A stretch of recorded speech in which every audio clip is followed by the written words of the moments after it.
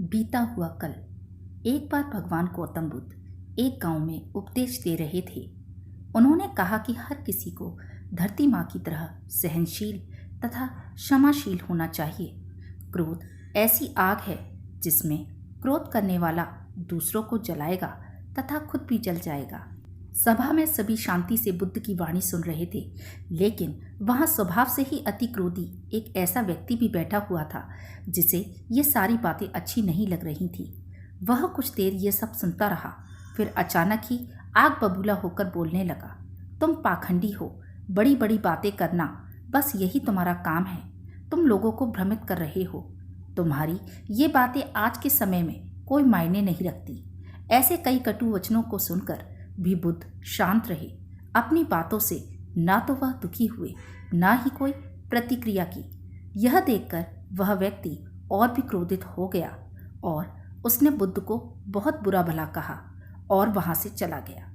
अगले दिन जब उस व्यक्ति का क्रोध शांत हुआ तो वह अपने बुरे व्यवहार के कारण पछतावे की आग में जलने लगा और वह उन्हें ढूंढते हुए उसी स्थान पर पहुंचा। पर बुद्ध कहाँ मिलते।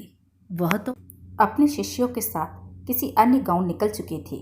उस व्यक्ति ने बुद्ध के बारे में लोगों से पूछा और ढूंढते ढूंढते जहां बुद्ध प्रवचन दे रहे थे वहां पहुंच गया। उन्हें देखते ही वह उनके चरणों में गिर पड़ा और बोला, मुझे क्षमा कीजिए प्रभु। बुद्ध ने पूछा, कौन हो भाई, तुम्हें क्या हुआ है, क्यों क्षमा मांग रहे हो? उसने कहा, क्या आप भूल गए, मैं वही हूँ जिसने कल आपके साथ बहुत बुरा व्यवहार किया था। मैं शर्मिंदा हूँ। मैं मेरे दुष्ट आचरण की क्षमा याचना करने आया हूँ। भगवान बुद्ध ने प्रेम पूर्वक कहा, बीता हुआ कल तो मैं वहीं छोड़कर आ गया और तुम अभी भी वहीं अटके हुए हो। तुम्हें अपनी गलती का आभास हो गया, तुमने पश्चाताप कर लिया, तुम निर्मल हो चुके हो। अब तुम आज में प्रवेश करो। बुरी बातें तथा बुरी घटनाएं याद करते रहने से वर्तमान और भविष्य दोनों बिगड़ते जाते हैं। बीते हुए कल के कारण आज को मत बिगाड़ो। उस व्यक्ति का सारा बोझ उतर गया।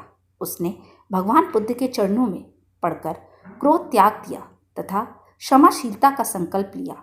बुद्ध ने उसके मस्तिष्क पर आशीष का हाथ रखा।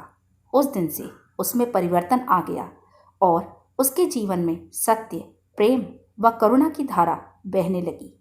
प्रिय दोस्तों, बहुत बार हम बीते हुए समय में की गई किसी गलती के बारे में सोचकर बार बार दुखी होते हैं और खुद को कोसते हैं। हमें ऐसा कभी नहीं करना चाहिए। गलती का बोध हो जाने पर हमें उसे कभी न दोहराने का संकल्प लेना चाहिए और एक नई ऊर्जा के साथ वर्तमान को सुदृढ़ बनाना चाहिए। धन्यवाद।